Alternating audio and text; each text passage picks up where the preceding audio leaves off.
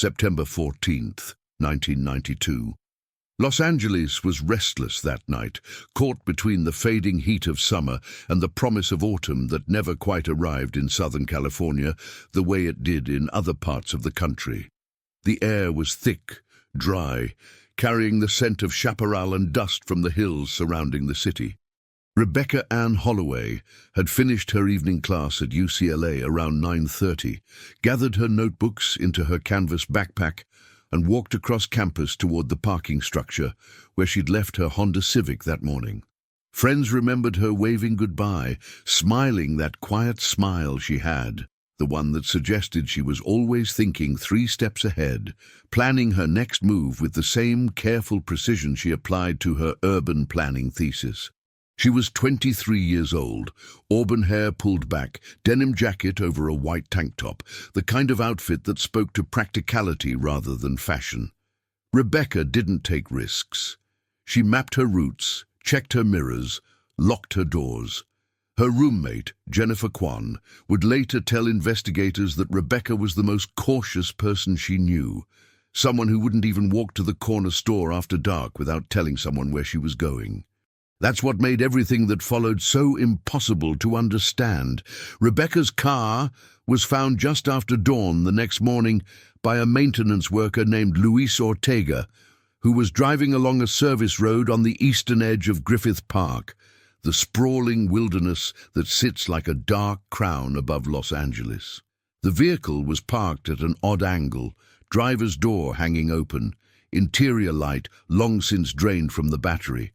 Luis noticed it because of where it sat, pulled off onto the shoulder near a trail access point that hardly anyone used anymore, a route that led up into the hills where the park became less manicured, more wild. He approached slowly, the way you do when something feels wrong before you can name why. The purse was still there on the passenger seat, wallet inside, $23 in cash, credit cards untouched.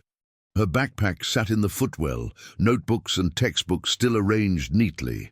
The keys were in the ignition, turned to the off position. Everything about the scene suggested she'd stopped deliberately, gotten out for a reason, and simply never come back. But it was the shoe that Luis couldn't stop looking at, the single white running shoe placed carefully on the hood of the car, centered perfectly as if arranged by someone with an eye for symmetry. Not thrown, not dropped, placed. The Los Angeles Police Department responded within the hour. Detective Frank Cordero, a 20-year veteran of the force who'd worked everything from gang homicides in South Central to missing persons in the Hollywood Hills, stood beside that Honda Civic and felt something turn over in his gut. He'd seen staged crime scenes before, cases where perpetrators tried too hard to make things look a certain way. But this felt different. There was no blood, no signs of struggle, no broken glass or torn fabric, just absence. Just that shoe on the hood, laces still tied, as if Rebecca had carefully removed it and set it there before walking away into the dark. Search teams combed the hillsides for 3 days straight. Volunteers from UCLA joined park rangers and police officers, forming lines that swept through the chaparral and oak groves, calling Rebecca's name until their voices went hoarse. Dogs were brought in, trained tracking animals that picked up her scent near the car and followed it approximately 200 yards up a steep trail before losing it completely near a cluster of large granite boulders. The handlers said it was unusual, the way the scent just stopped, as if she'd vanished into thin air or been picked up and carried. But there were no tire tracks on that trail, no evidence anyone had driven up there. Just the scent trail ending abruptly where the rocks formed a natural alcove, a place where shadows pooled even in daylight. Detective Cordero walked that trail himself on the 3rd day, following the same route the dogs had taken. The September sun beat down hard, turning the landscape into shades of gold and brown, everything dry and brittle under his boots. He reached the boulder cluster and stood there, turning slowly, trying to see what Rebecca might have seen, understand why she'd come up here in the first place. The view stretched out over the eastern reaches of the park, toward the distant grid of city lights, But at night, it would have been nearly pitch black up here, no streetlights, no moon that particular evening, according to the astronomical records. Why would someone as careful as Rebecca Holloway park her car and hike up a steep trail in complete darkness? One of the search volunteers, a park ranger named Tom Billings, who'd worked Griffith Park for 15 years, mentioned something to Cordero that stuck with him. Tom said he'd found tracks near the boulder cluster, impressions in the soft dirt that didn't quite match anything he recognized. Not human, not coyote, not deer. Too large for a dog, too deep for a mountain lion. He'd taken photographs with his personal camera, black and white shots that showed elongated depressions in the soil, 4 distinct marks that could have been claws or simply erosion from recent rains. Cordero looked at those photographs and felt that same uneasy turning in his gut, but he was a detective trained in evidence and probability, and unusual tracks in wilderness weren't proof of anything except the limits of human knowledge about what animals might wander through these hills at night. The investigation expanded. Rebecca's life was examined with the thoroughness that comes with missing person cases, every relationship scrutinized, every routine documented. Her parents, Richard and Susan Holloway, drove down from Sacramento within hours of learning their daughter hadn't returned home. They sat in the detective bureau at the Northeast Community Police Station, hands clasped together on the table, and told Cordero everything they could remember about Rebecca's life, her habits, her fears. She didn't have a boyfriend, hadn't mentioned any problems with classmates or professors. She called home every Sunday evening like clockwork. She was saving money to travel to Europe after graduation. She wanted to work in sustainable urban development, make cities better for the people who lived in them. Susan Holloway kept returning to one detail, something Cordero wrote down but couldn't quite make sense of at the time.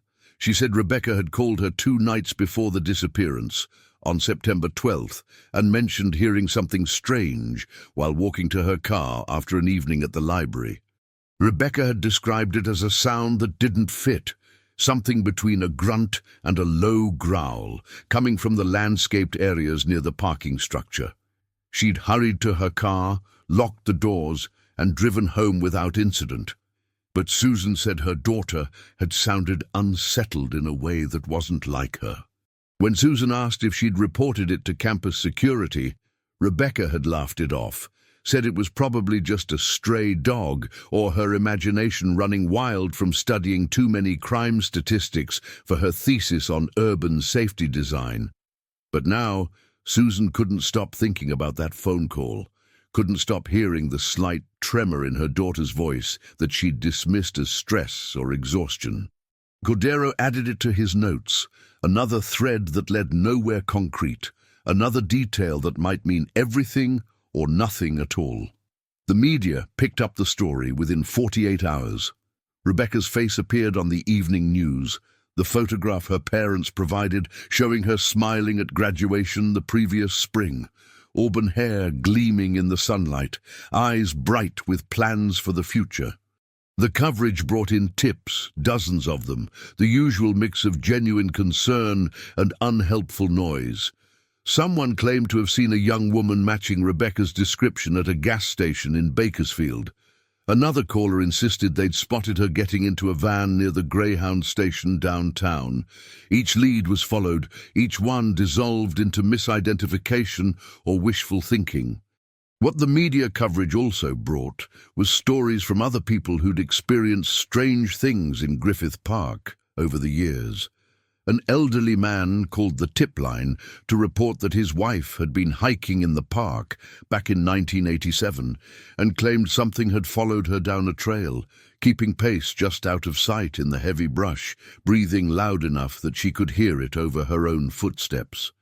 A teenager from Los Feliz said his friends had been camping illegally in the park the previous summer and heard what sounded like something large moving through their campsite at 3 a.m, heavy footfalls that shook the ground, but when they turned on their flashlights, there was nothing there except disturbed leaves and a smell they described as metallic and damp, like rust and wet earth combined.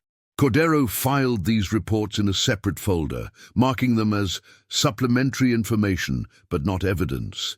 He was a rational man, working a rational case in a city of 3.5 million people, where violence and disappearance had human causes, human perpetrators.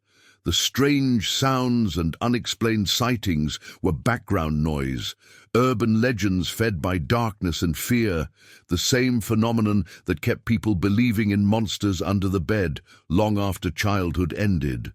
But late at night, alone in his office with the case files spread across his desk, Cordero found himself returning to those photographs Tom Billings had taken, the tracks near the boulder cluster that didn't quite fit any known pattern.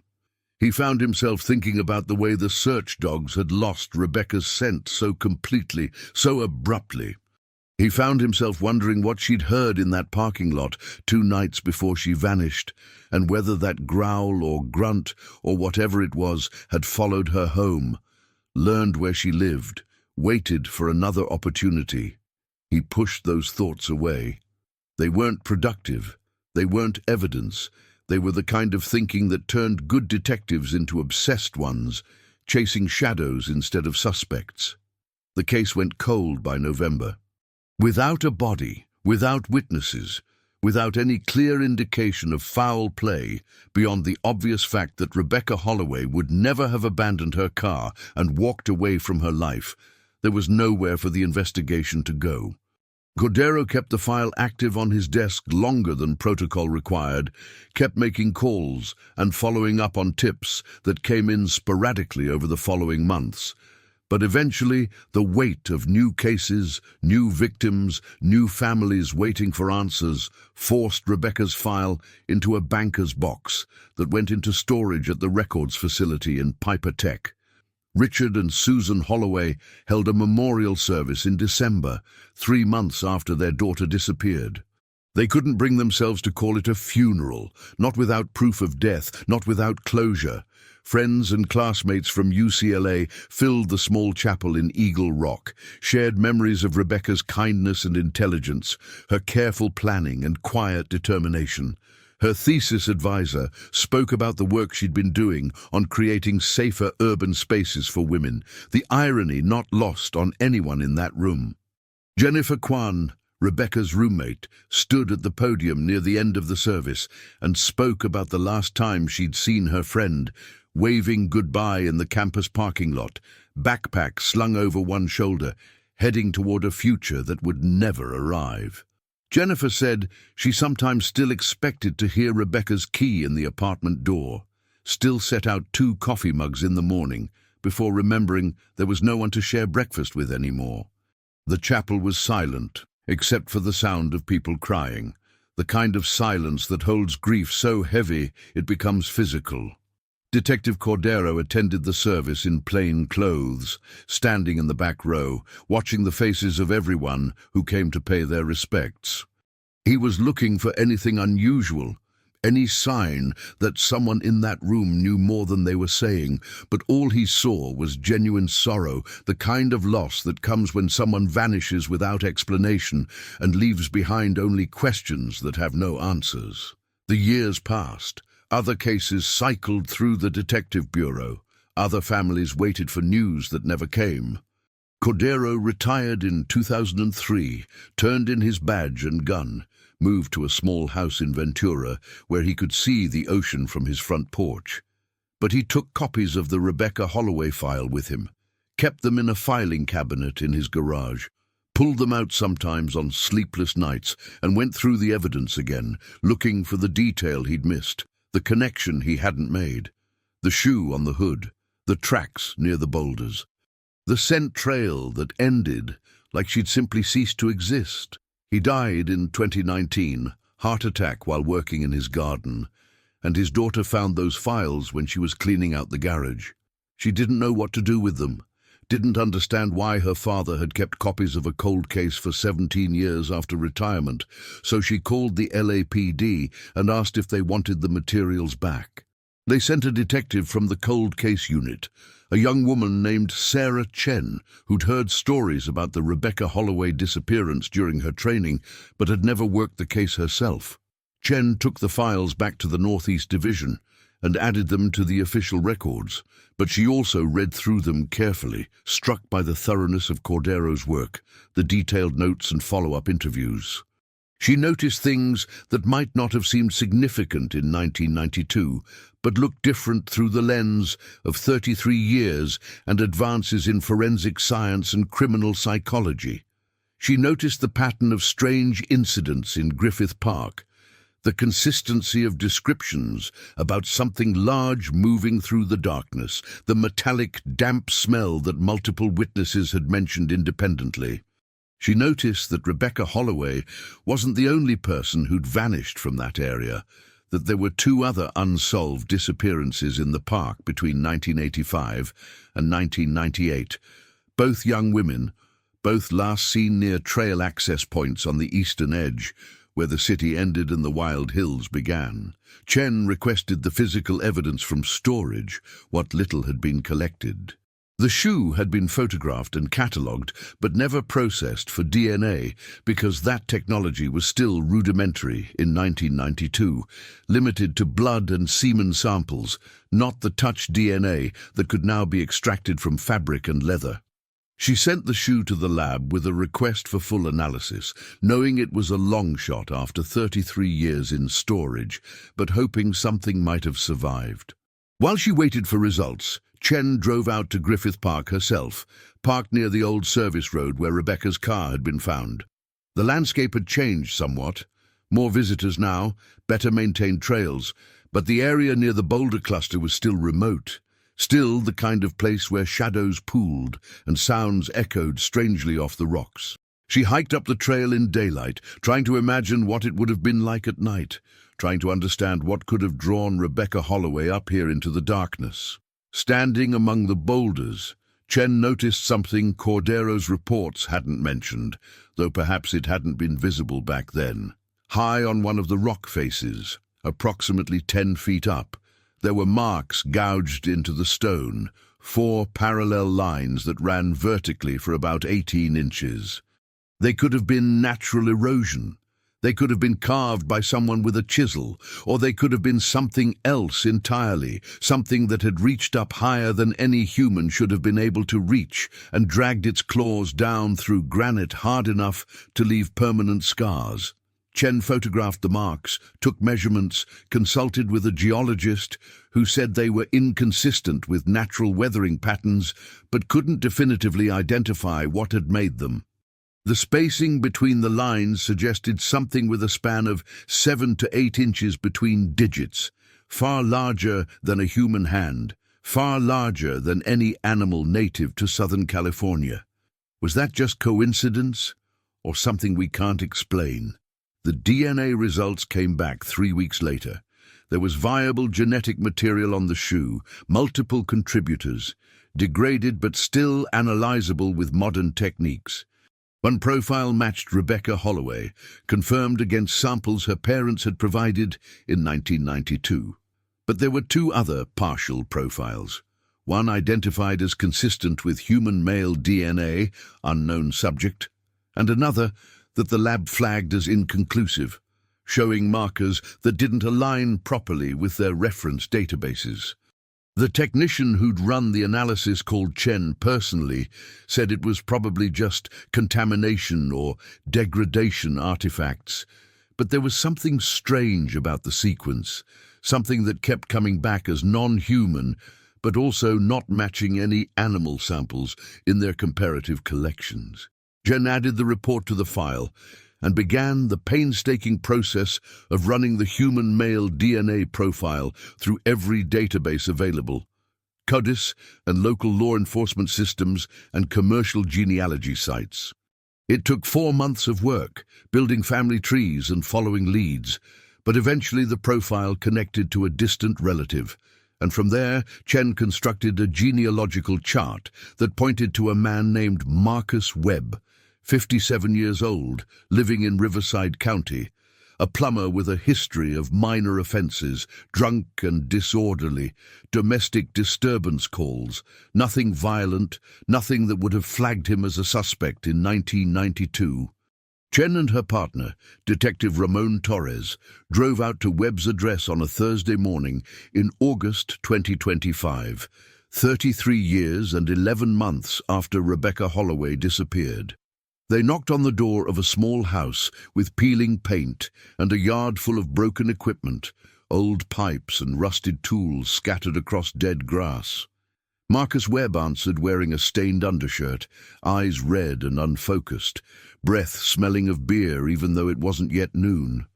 They asked if they could talk to him about an old case, and something flickered across his face, something between recognition and fear, there for just a moment before he controlled it. He said sure, invited them inside to a living room that smelled like cigarettes and neglect, offered them seats on a couch with springs poking through worn fabric. Chen explained they were looking into the disappearance of Rebecca Holloway, showed him her photograph, asked if he remembered seeing her or being in Griffith Park in September 1992. Webb's hands started shaking. He said he didn't remember. That was a long time ago. He couldn't be expected to remember every person he'd seen or place he'd been 33 years in the past. Torres leaned forward, kept his voice gentle, said they just needed to understand how his DNA had ended up on the victim's shoe, that this was their chance to tell the truth, to explain what happened, because staying silent now would only make things worse. And Marcus Webb, 57 years old, a man who'd carried a secret for more than 3 decades, who'd lived with the weight of it pressing down on him every single day until it had turned him into the hollow-eyed stranger sitting on this broken couch, began to cry. Marcus Webb's confession came in fragments, broken pieces that Chen and Torres had to assemble carefully, checking each detail against the evidence they'd accumulated over months of investigation. He said he'd been in Griffith Park that night in September 1992, admitted it after 33 years of silence, 33 years of waking up in cold sweats, remembering what he'd seen. He'd been 34 years old then, working construction during the day and spending his nights doing things he wasn't proud of, things that had landed him in trouble before and would again. He'd been up in those hills looking for a place to dump some stolen equipment, copper piping he'd taken from a job site, stuff he planned to sell to a scrapyard in the valley for cash that wouldn't be reported or taxed. He'd driven up the service road around midnight, headlights off so no park rangers would spot him, navigating by moonlight, except there wasn't any moon that night. Just darkness so complete, it felt like being underwater. He'd parked near the trail access point, started hauling the pipes out of his truck bed when he heard a car coming up the road behind him. Webb said his first instinct was to run, thought it might be cops, but the vehicle that pulled up was just a small Honda, civilian plates, and when the driver got out, he saw it was a young woman alone, which didn't make any sense to him, because who drives up into Griffith Park alone at midnight, especially someone who looked like she had better sense than that? Rebecca Holloway had gotten out of her car slowly, Webb remembered, and she'd been looking around like she was searching for something, or maybe listening for something, he couldn't tell which. She'd walked past his truck without seeming to notice him standing there in the shadows, and she'd headed straight for the trailhead, moving with purpose, like she knew exactly where she was going. Webb said he should have called out to her, should have warned her it wasn't safe up there at night, but he was holding stolen property and couldn't afford any interaction with witnesses. So he'd stayed quiet and watched her disappear up the trail into darkness that swallowed her like water closing over someone's head. He'd gone back to unloading his pipes, working quickly now, wanting to finish and get out before anything else went wrong. That's when he heard the sound, and this is where Webb's story started to fracture, where his voice broke and his hands shook so badly he had to clasp them together to keep them still. He described it as something between a growl and a grunt, low and resonant, the kind of sound you feel in your chest cavity before you actually hear it with your ears. It came from up the trail where Rebecca had gone, echoed off the hillsides in a way that made it impossible to pinpoint the exact source. Webb said he'd frozen, listening, and then he'd heard something else, something that made even less sense than the growl. He heard branches breaking, Not small twigs, but substantial limbs, snapping with reports like gunshots in the still night air. He heard what sounded like something large moving through the brush, and he heard footsteps, heavy impacts against the ground that were spaced too far apart to be human strides, covering distance faster than anyone should have been able to move uphill through chaparral in complete darkness. And then he heard Rebecca scream just once, a sound cut short so abruptly it left silence ringing in its wake. Webb told Chen and Torres he'd run then, abandoned his stolen pipes and his truck and everything else, just ran down that service road in blind panic, not stopping until he reached the main park road where there were streetlights and the distant sound of traffic on Los Feliz Boulevard. He'd walked home to his apartment in Echo Park, 6 miles on foot, and spent the rest of the night sitting on his kitchen floor with all the lights on, trying to convince himself he'd imagined the whole thing, that fear and darkness had transformed ordinary sounds into something monstrous. But he hadn't imagined it. The next day he'd seen the news reports about the missing UCLA student, seen Rebecca Holloway's photograph on television, and he'd known he should come forward, should tell the police what he'd witnessed. Except he couldn't, because he'd been up there committing a crime. And beyond that, how could he explain what he'd heard without sounding crazy, without having them think he was making up stories to cover his own involvement? So he'd stayed silent, and that silence had calcified over the years into a weight he carried everywhere, a burden that had slowly crushed the life out of him until he was this hollow thing sitting on a broken couch, crying because the truth had finally found him anyway. Chen asked the obvious question, the one that had to be asked, even though she suspected the answer. How had Webb's DNA ended up on Rebecca's shoe if he'd never touched her, never gone near her car? Webb said he didn't know, couldn't explain it unless maybe he'd brushed against her vehicle when she'd driven past his truck. Or perhaps his DNA had gotten there some other way, secondary transfer, contamination. He didn't understand how that science worked, but he was telling the truth about not touching the girl, not hurting her, just hearing her scream and running away like a coward. Torres pressed harder. Said they'd need to verify his story, that he'd have to come down to the station and give a formal statement, submit to additional DNA testing, agree to a polygraph examination. Webb nodded, said he'd do whatever they needed, that he'd been waiting for this moment for 33 years, waiting for someone to finally ask him what happened that night so he could stop carrying it alone. They arrested him on suspicion of involvement in Rebecca Holloway's disappearance, not murder, because there was no body, no proof of death, just the DNA evidence and his own admission to being present at the scene. The arrest made headlines across California. Cold case solved after 33 years, family finally getting answers after decades of uncertainty. But Chen wasn't satisfied, not entirely. Because Webb's story raised more questions than it answered, and the evidence suggested layers of truth that hadn't been fully uncovered yet. She went back to Griffith Park, this time bringing a forensic team to examine the boulder cluster area more thoroughly, using techniques that hadn't existed in 1992. Ground-penetrating radar, cadaver dogs trained to detect human remains even decades old, systematic soil sampling across a grid pattern extending 200 yards in every direction from where Rebecca's scent trail had ended. They worked for 5 days straight, dawn to dusk, and what they found changed everything Chen thought she understood about this case. The radar picked up an anomaly, approximately 40 feet from the boulder cluster, buried 3 feet down in soil that analysis suggested had been disturbed sometime in the early 1990s and then carefully concealed with native plants and rocks. The team excavated slowly, documenting every layer, and at 36 inches they found fabric, denim faded by time, and soil chemistry, but still recognizably a jacket. Rebecca's jacket, confirmed by her parents from photographs, showing the distinctive pattern of wear on the left sleeve where she'd always carried her backpack. But there was something else in that shallow grave, something that made the forensic anthropologist, Dr. Lisa Huang, called Chen over with an urgency that suggested whatever she'd found couldn't wait.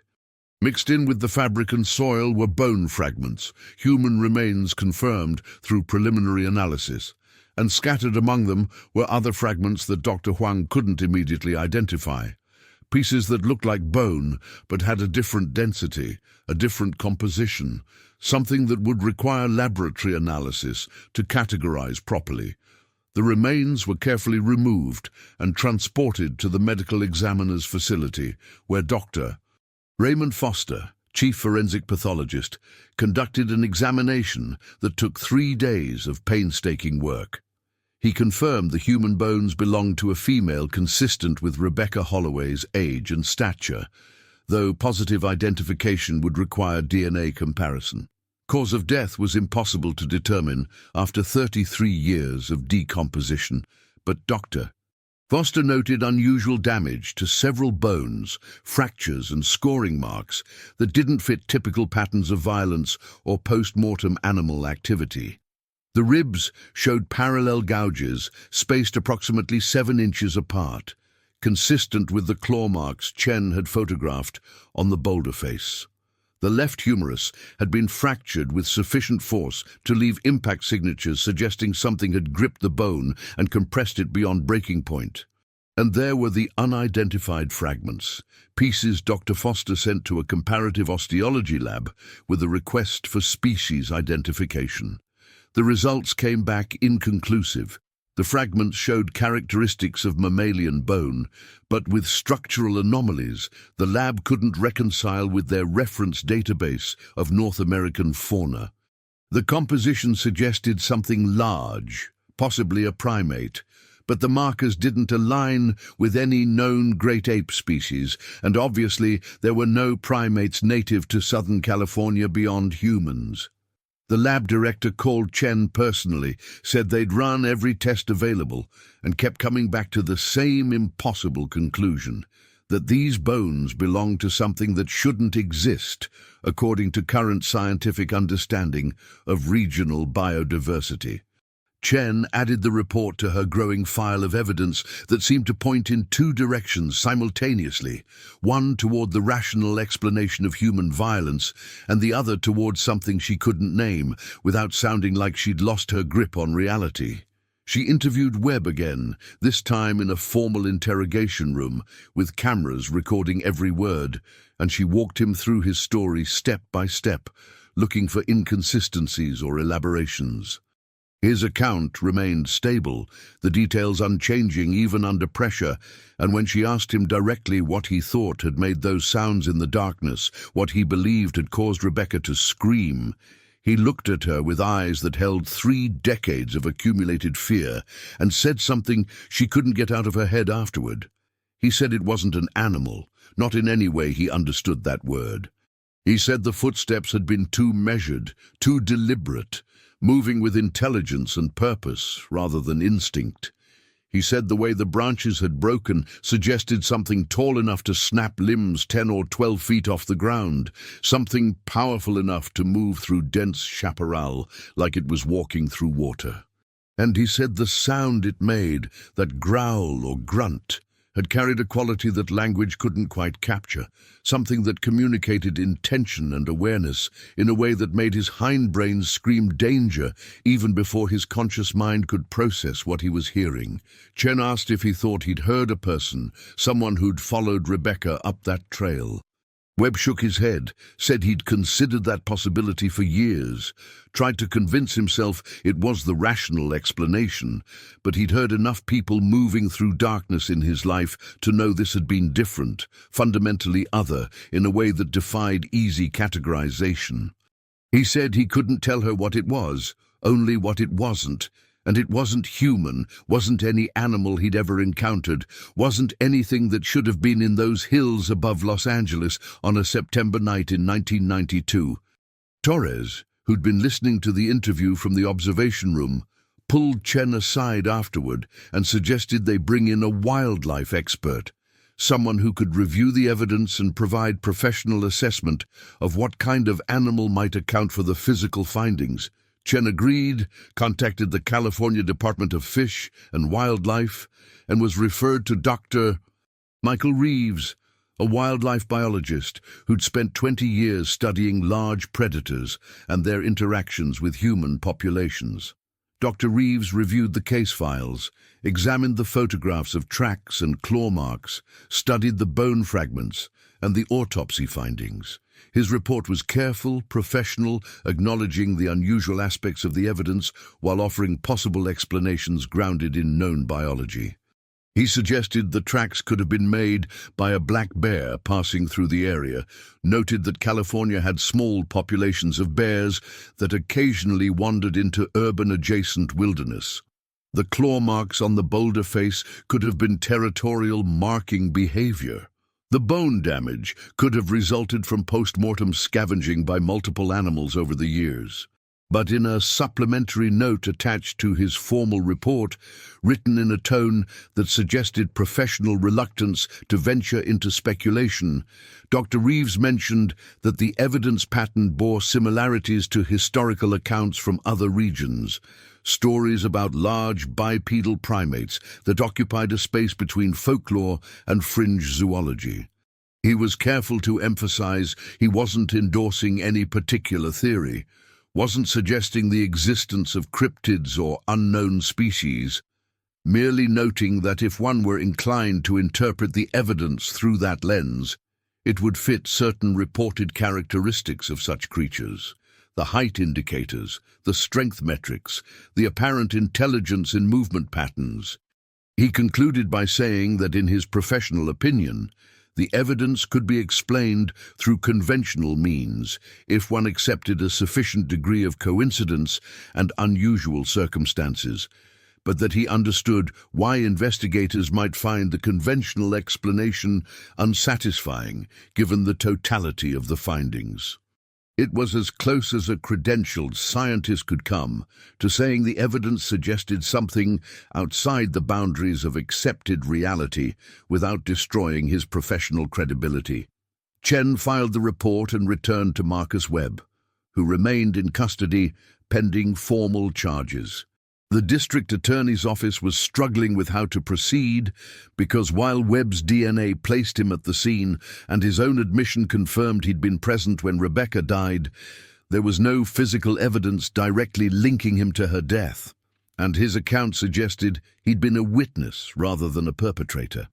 The question became whether failing to report a crime and fleeing the scene constituted sufficient grounds for prosecution in a case this old and this ambiguous.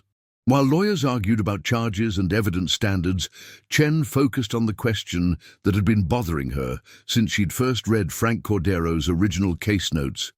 Why had Rebecca Holloway driven up to Griffith Park alone at midnight? What had drawn her to that specific location at that specific time? She'd been cautious, careful, someone who didn't take unnecessary risks, so there had to be a reason, a purpose behind the decision that had cost her life. Chen went back to Rebecca's parents, who were still living in Sacramento, now in their 80s, frail but alert, sitting in a living room that had become a shrine to their lost daughter, photographs on every surface, her graduation portrait above the fireplace. She asked them questions about Rebecca's habits, her routines, whether she'd mentioned anything unusual in the days before her disappearance. Susan Holloway brought out boxes of Rebecca's belongings, items that had been returned to them after the initial investigation concluded, and together they went through notebooks and letters and academic papers looking for anything that might provide insight. It was Richard who found it, a journal Rebecca had kept sporadically, entries dated throughout the summer and early fall of 1992.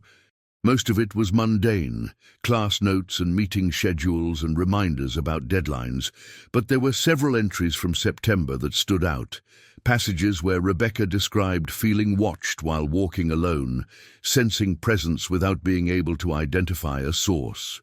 She'd written about the sound she'd heard in the UCLA parking lot, described it in more detail than she'd shared with her mother during that phone call. said it had reminded her of something she'd heard once on a nature documentary about mountain gorillas, a vocalization that communicated complex information through tone and rhythm.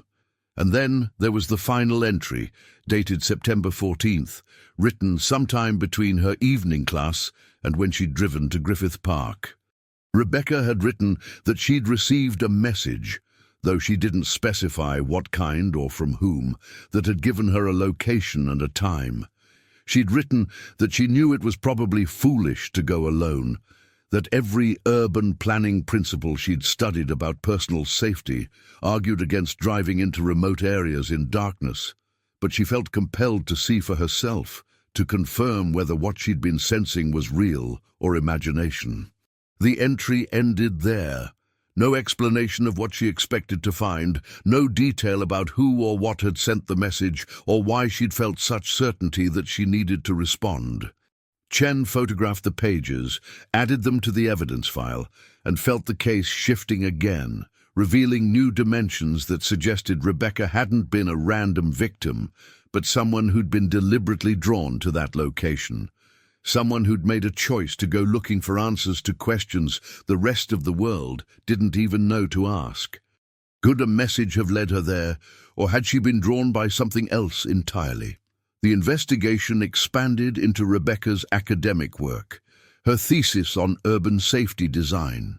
Chen obtained copies from UCLA's archives and found chapters analyzing crime patterns in transitional zones where cities met wilderness, statistical models predicting where violence was most likely to occur based on geography and isolation. But there were also notes in the margins, handwritten observations that hadn't been incorporated into the formal text, comments about areas that showed anomalous patterns, places where disappearances clustered without obvious human explanation, where the expected correlation between crime and opportunity broke down. Griffith Park was circled in several of Rebecca's maps, marked with dates going back to the 1970s, cases Chen hadn't known about, disappearances that had been written off as runaways, or accidents or unsolved homicides spread across decades and different jurisdictions. Rebecca had been researching something beyond her official thesis, pursuing a pattern she'd recognized but hadn't shared with her advisors or classmates, tracking a phenomenon that existed in the spaces between official records and public awareness. Chen pulled the old case files Rebecca had identified, spent weeks reading through reports of missing hikers and campers, unexplained disappearances from parks and wilderness areas throughout California. Many had conventional explanations, people who'd gotten lost or injured or chosen to vanish from their previous lives. But there were others that fit the pattern Rebecca had been documenting. Cases where experienced outdoors people disappeared without trace, where search dogs lost scent trails inexplicably, where evidence suggested violence, but no perpetrator could be identified. And running through these cases like a thread connecting disparate beads were the witness accounts, always secondary, always uncertain. People who reported seeing something large moving through trees, hearing sounds that didn't match any animal they recognized, finding tracks that were too big and spaced too far apart and shaped wrong for anything that should exist in these mountains and forests. Chen realized Rebecca Holloway hadn't gone to Griffith Park randomly or because someone had lured her there for violence. She'd gone because she'd been investigating, following her research to its logical conclusion, trying to document something she'd theorized existed based on patterns in data that everyone else had missed or dismissed. She'd gone looking for proof, and she'd found it, and it had killed her. The question that haunted Chen now was whether Rebecca had known the risk she was taking, whether that final journal entry showed courage or recklessness, determination or desperation to be believed. And the larger question, the one Chen couldn't voice in official reports, but couldn't stop thinking about late at night when the case files were spread across her desk, was what it meant that the evidence suggested Rebecca had been right, that something existed in the shadows and wild places, something that killed occasionally and carefully enough to avoid leaving conclusive proof, something that had learned to move through human spaces while remaining just outside the boundary of what people were willing to accept as real. The district attorney's office ultimately declined to prosecute Marcus Webb for Rebecca Holloway's death. There wasn't enough evidence to prove he'd been directly involved in her killing, and his account, corroborated by the physical evidence of where her remains were found and the manner in which they'd been concealed, suggested he'd been telling the truth about being a witness rather than a perpetrator. They charged him instead with obstruction of justice and failure to report a death, misdemeanors that carried minimal sentences given the passage of time and his cooperation once confronted. Webb pleaded guilty, received probation and community service, and disappeared back into the anonymous landscape of Riverside County, a man whose conscience had finally been unburdened, but whose nightmares would likely continue for whatever remained of his life. Sarah Chen closed the official case with a resolution that satisfied the administrative requirements but left her feeling hollow. Rebecca Ann Holloway, deceased, remains recovered, cause of death undetermined but presumed homicide, perpetrator unknown.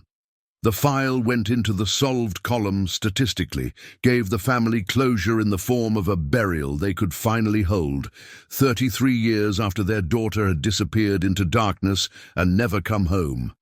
But Chen knew the real story was more complicated, more disturbing and completely unresolvable through conventional investigative means.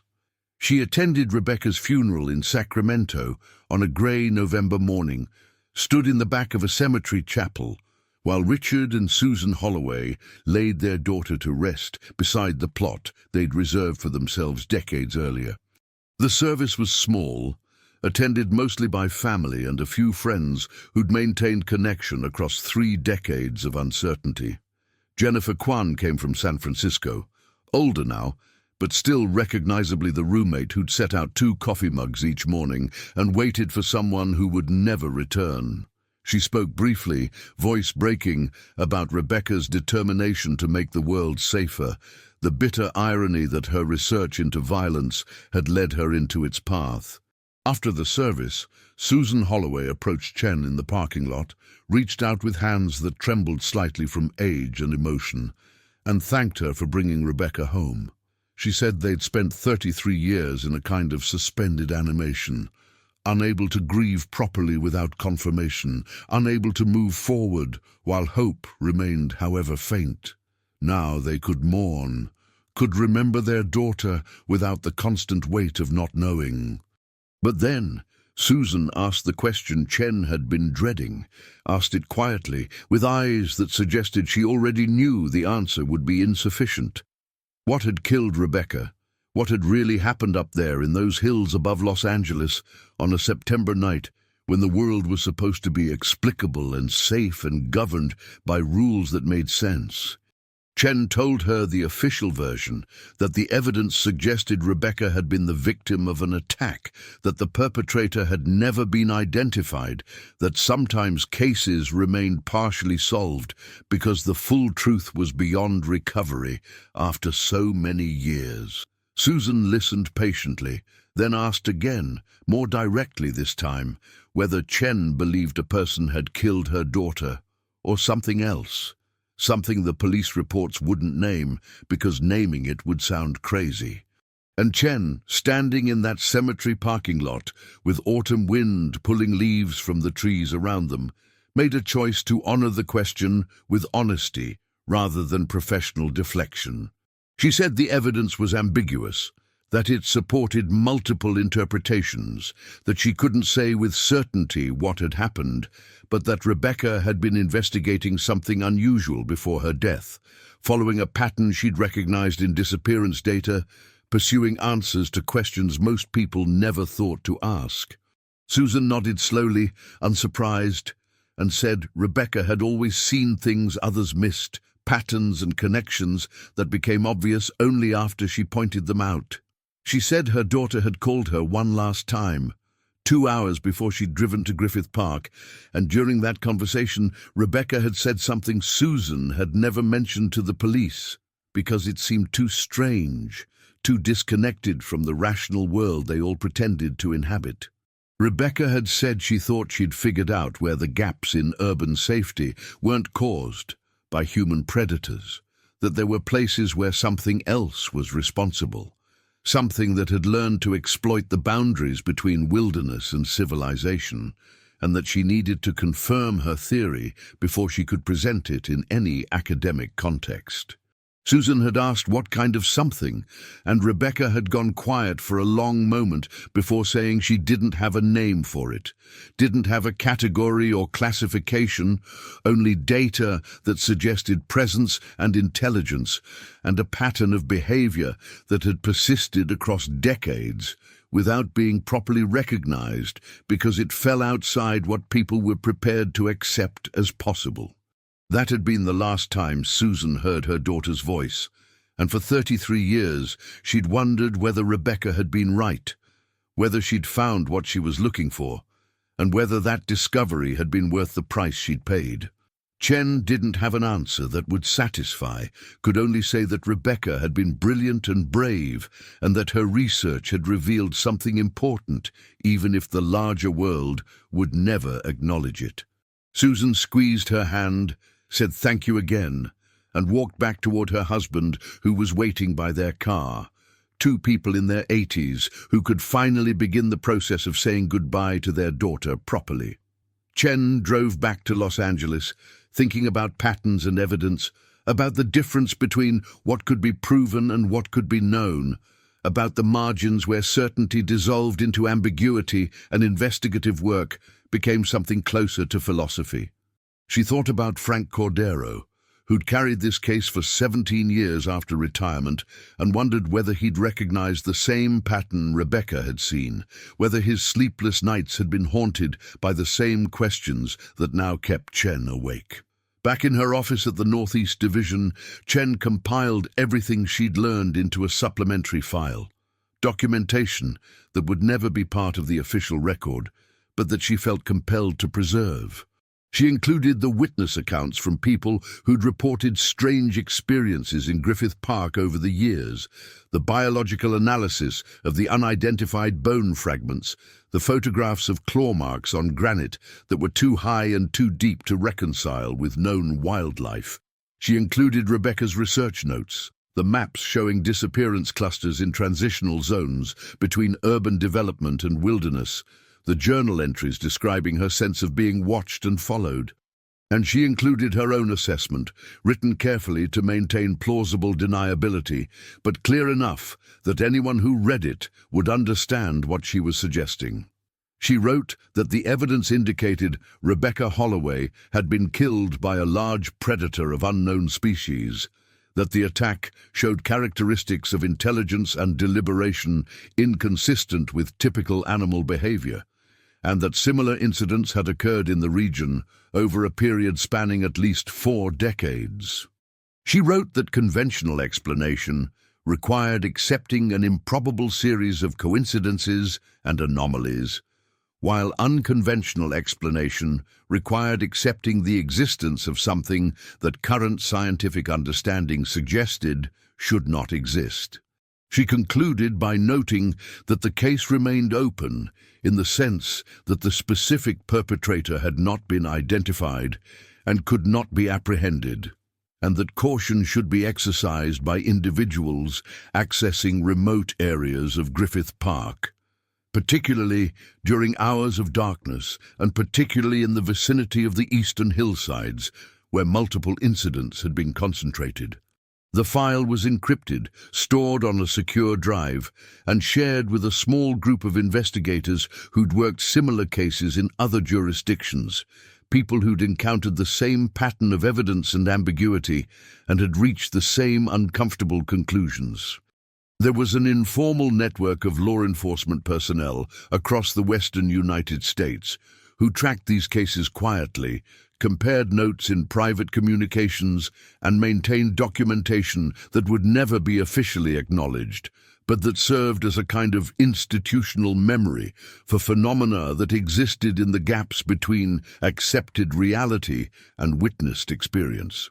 One of these investigators was a detective named Robert Mackenzie from Humboldt County in Northern California, who'd worked a disappearance case in the redwood forests outside Arcata back in 2008 that showed remarkable similarities to Rebecca's case. A young man named Thomas Crane had vanished while camping alone, his tent found intact but empty, his boots placed neatly outside the entrance in a way that suggested deliberate arrangement rather than hasty departure.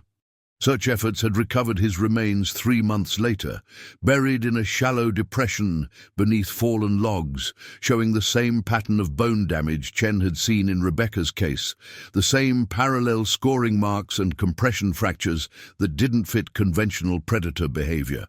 Mackenzie had collected similar evidence over 17 years of working in that region, enough cases to establish a pattern, but never enough to justify official acknowledgement that something unidentified was responsible.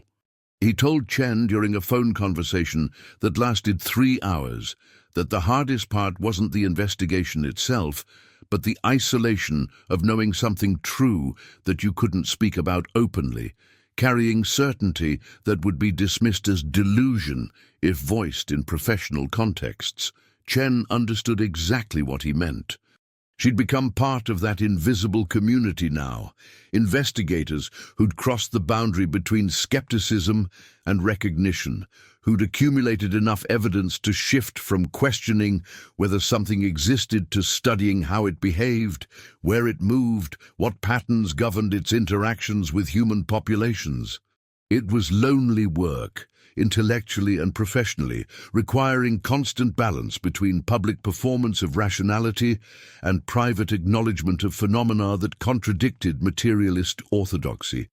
But there were moments when the isolation broke, when evidence emerged that couldn't be explained away or dismissed, when the boundary between known and unknown became visible enough that even skeptics had to pause and reconsider their assumptions. For Chen, that moment came in late December 2025, when a trail camera in Griffith Park captured an image that changed everything. The camera had been installed by a graduate student named Marcus Lee, who was studying coyote behavior in urban-adjacent wilderness for his ecology dissertation at UCLA.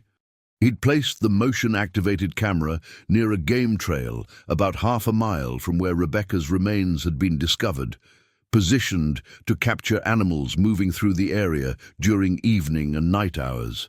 He'd been collecting footage for 6 months, hundreds of images showing coyotes and deer and the occasional bobcat, exactly what he'd expected to document in that habitat.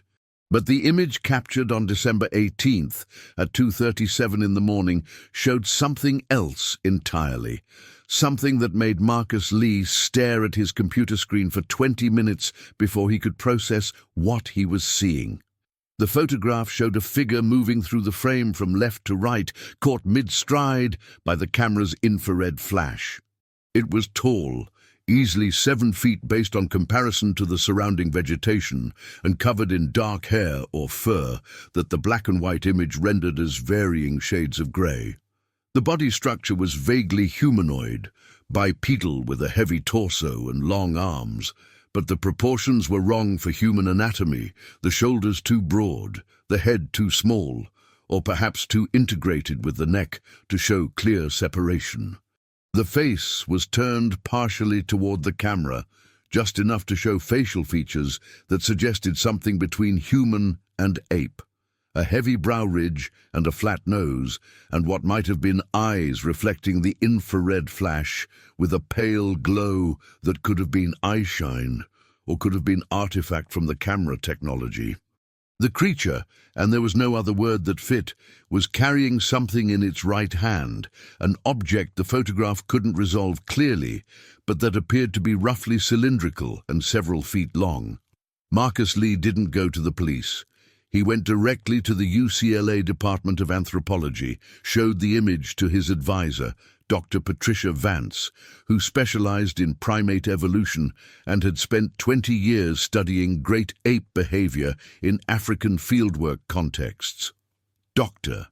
Vance looked at the photograph for a long time, enhanced the image using software designed to clarify wildlife camera footage, and told Marcus she couldn't identify the species, but that the morphology was consistent with a large primate, something that shouldn't exist in Southern California or anywhere in North America, according to current zoological records.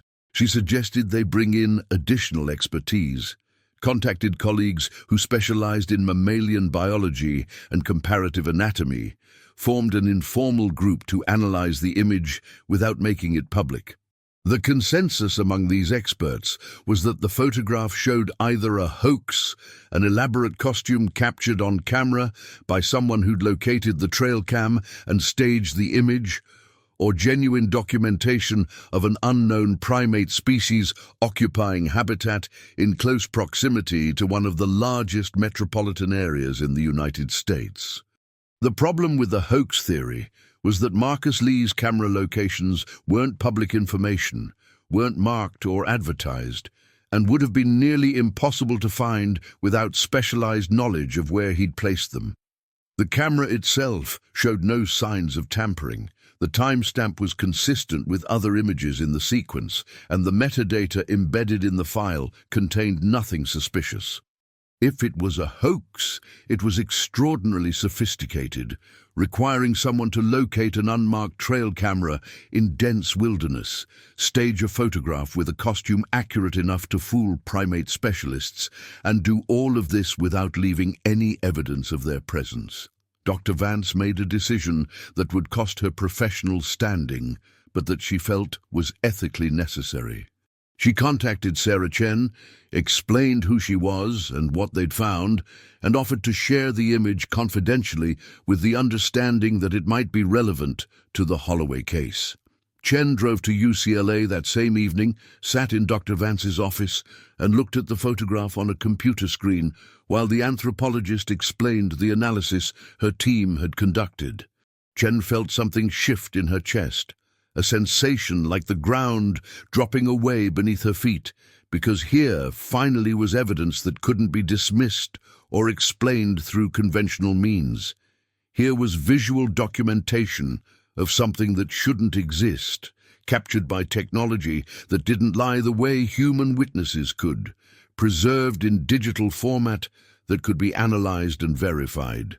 Here was proof, or as close to proof as she was likely to get, that Rebecca Holloway had been right, that her research had identified a genuine phenomenon, and that her death hadn't been random violence, but the consequence of getting too close to something that preferred to remain unknown.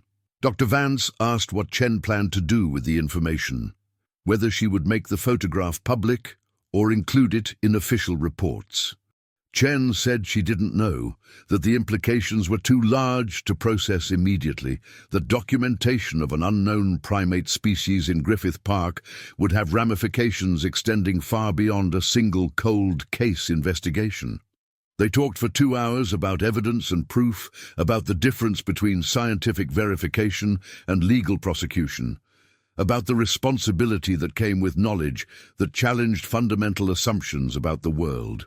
Chen ultimately decided to add the photograph to her encrypted supplementary file, but not to release it publicly or include it in official case documentation. The reasoning was pragmatic rather than conspiratorial. Public release would turn Griffith Park into a circus, would bring cryptid hunters and media attention and crowds of people who would destroy the habitat and potentially endanger themselves trying to find the creature the photograph documented. It would also subject Dr. Vance and her colleagues to professional ridicule, would damage their careers and credibility regardless of the image's authenticity. But more than that, Chen realized that proof wouldn't change anything for the people who mattered most. Richard and Susan Holloway had their daughter's remains, could finally grieve and find whatever peace was possible after 33 years of uncertainty. Making public the fact that Rebecca had been killed by something unknown wouldn't bring her back, wouldn't make the loss more bearable, would only transform private tragedy into public spectacle. The Holloways deserved better than that, deserved to remember their daughter without her becoming a footnote in cryptozoological debates. So Chen kept the photograph secure, shared it only with the small network of investigators who worked similar cases, added it to the accumulating evidence that something existed in the wilderness areas of Western North America, something large and intelligent and capable of avoiding definitive documentation while occasionally intersecting with human lives in ways that left traces too substantial to ignore but too ambiguous to force acknowledgement from institutional authorities. She returned to Marcus Webb one final time, visited him at the halfway house where he was completing his probation requirements, and told him without revealing specifics that evidence had emerged confirming what he'd heard that night in Griffith Park, that he hadn't imagined the sounds or hallucinated the experience, that something real and dangerous had been present in those hills, and that Rebecca Holloway had died encountering it. Webb cried again, relief mixed with sorrow, grateful to have his sanity validated, but devastated to have confirmation that he'd run away while a young woman was being killed. Chen told him there was nothing he could have done, that confronting what had been up there would likely have resulted in his own death. That survival instinct had saved his life, even if guilt had nearly destroyed it afterward. She told him to find a way to forgive himself, to understand that bearing witness was its own kind of courage, even when circumstances prevented intervention. Webb nodded, but didn't look convinced, and Chen suspected he'd carry the weight of that night for whatever remained of his life, regardless of absolution from external sources. Is the truth worth finding if it can never be fully told? Spring came to Los Angeles the way it always did, gradually and without the dramatic seasonal shift that marked other parts of the country. The hills around Griffith Park turned green from winter rains, wildflowers bloomed in patches of color against the chaparral, and the city continued its relentless expansion, pushing further into the margins where wilderness still held territory against concrete and asphalt. Sarah Chen drove those hills sometimes on her days off, parked at overlooks and watched the sprawl below, thinking about boundaries and the things that lived in the spaces between human knowledge and the vast indifference of the natural world. The Rebecca Holloway case was officially closed, filed away in the archives with a resolution that satisfied administrative requirements even if it left essential questions unanswered. Chen had moved on to other investigations, other families waiting for closure, but she carried Rebecca's story with her the way Cordero had, the way everyone who'd touched this case seemed to carry it. A weight that never quite lifted regardless of how much time passed or how many other cases demanded attention. Richard Holloway died in March 2026, heart failure in his sleep, 6 months after finally burying his daughter. Susan followed in May, as if she'd been waiting only long enough to ensure Richard didn't have to face the end alone.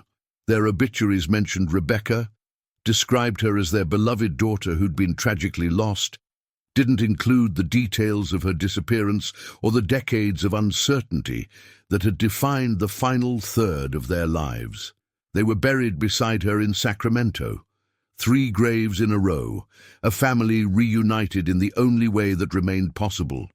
Chen attended Susan's funeral, stood in the same cemetery where she'd stood 6 months earlier, and felt the circle closing in a way that brought both sadness and relief. The Holloways had their answers, incomplete and unsatisfying as they were, and they'd found whatever peace was available before their own stories ended. That was more than many families got. More than the dozens of other cases in Chen's files where remains were never recovered and questions never resolved. Jennifer Kwan approached her after the service, recognized Chen from Rebecca's funeral, and asked if they could talk somewhere private. They drove to a diner near the cemetery, sat in a corner booth with coffee neither of them really wanted, and Jennifer explained why she'd needed to speak with her. She said she'd been going through some of Rebecca's belongings that the Holloways had given her years ago. Boxes of books and papers that Jennifer had stored in her garage and never quite gotten around to examining thoroughly. Among those papers she'd found a letter dated September 13th, 1992, written by Rebecca, but never mailed, addressed to Jennifer with instructions to open it only if something happened, if Rebecca didn't return from wherever she was going. Jennifer had never seen the letter before, had discovered it tucked inside one of Rebecca's textbooks just last week, and she thought Chen should read it, even though the case was officially closed and the information probably didn't matter anymore. Chen took the letter carefully, unfolded pages that had yellowed slightly over 33 years, and read Rebecca's handwriting, neat and precise, even in what must have been a hurried composition. Rebecca had written that she was about to do something potentially dangerous, that her research had led her to conclusions that seemed impossible, but that the data supported consistently.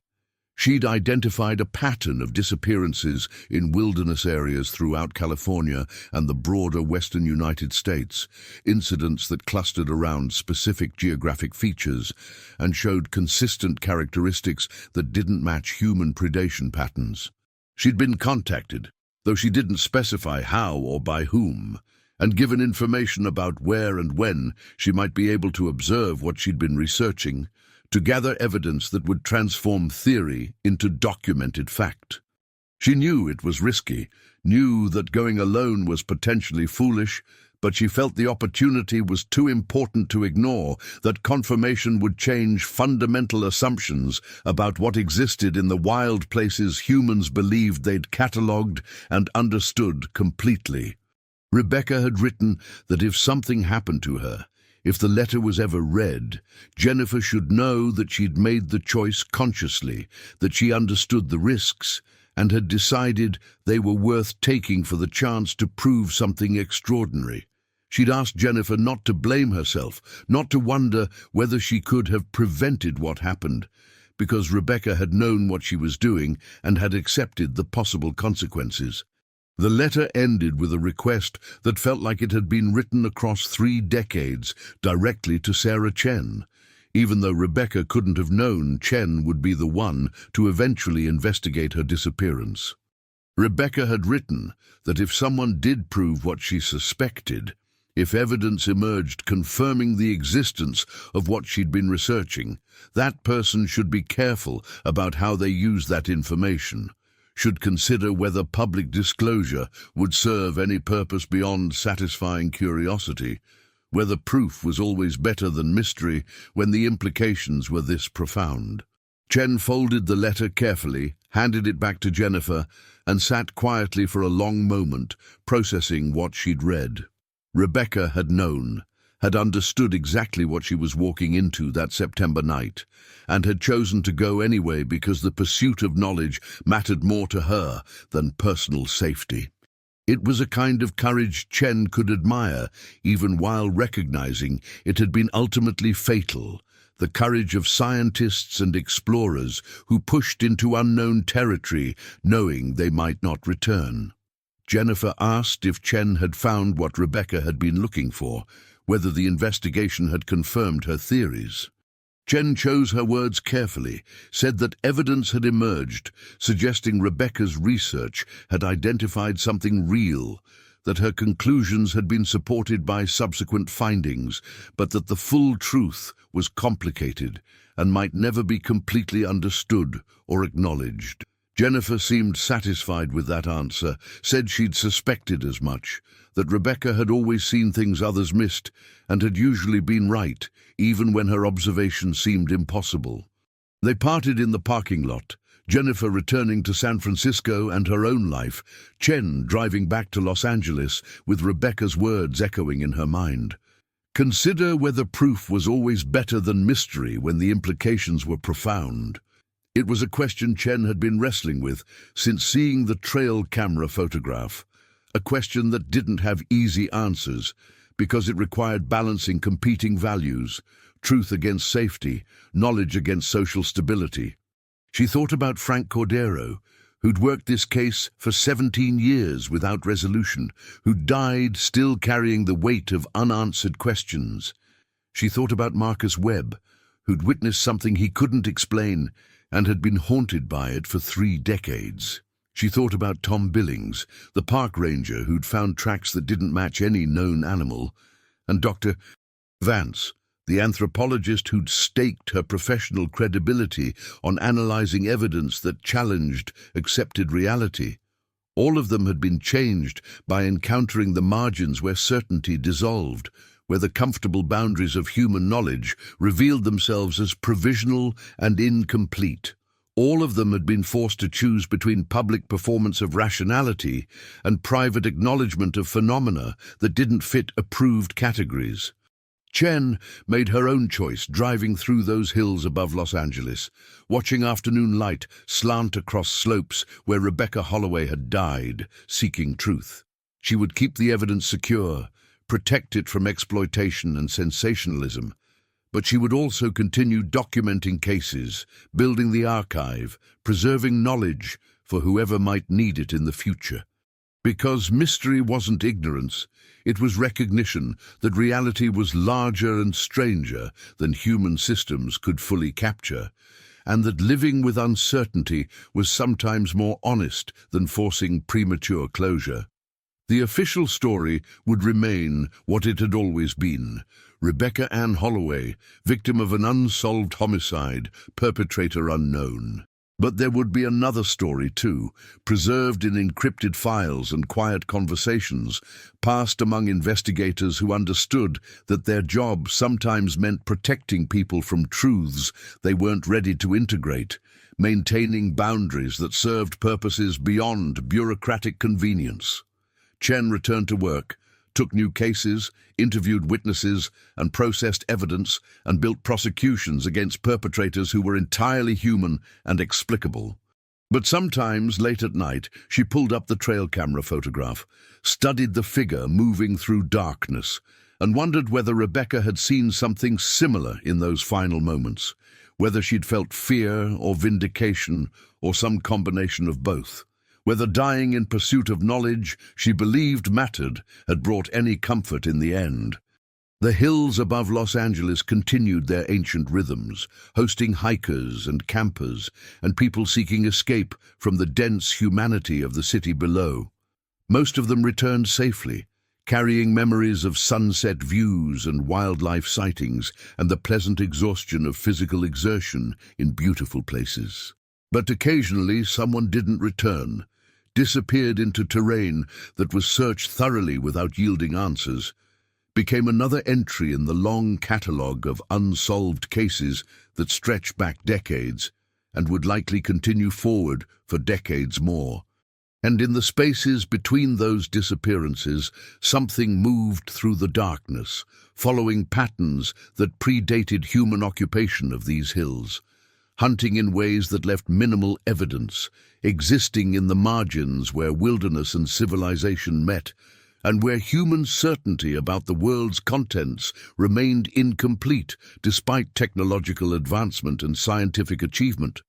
It was there, had always been there, would likely remain there long after the current configuration of human society had transformed into something unrecognizable. Rebecca Holloway had found what she was looking for, had proven her theory in the most absolute way possible, and had paid the price that explorers sometimes paid when they ventured too far into territories that preferred to remain undiscovered. Her story would be told in 2 versions: the official narrative of an unsolved murder and the unofficial account preserved in files that most people would never access, and both versions would be true in their own way, capturing different aspects of a reality too complex to reduce to simple categories. Sarah Chen closed the case file one final time, placed it in the archive, and walked out into afternoon sunlight that turned the city golden and made the distant hills look peaceful, eternal, unchanged by the brief human drama that had played out against their slopes. Somewhere up there, among the chaparral and oak groves and granite boulders, the boundary between known and unknown remained permeable, and Rebecca's memory lived on, as a reminder that courage came in many forms, including the willingness to ask questions that might not have comfortable answers. The truth was, out there, exactly where Rebecca had said it would be, waiting in the darkness for the next person brave enough or foolish enough to go looking for it. And Chen suspected someone eventually would, because that's what humans did, pushed into unknown territory despite the risks, sought answers even when silence might have been safer. It was who they were, who Rebecca had been, and why some cases remained forever balanced between resolution and mystery. What exists in the spaces we choose not to see?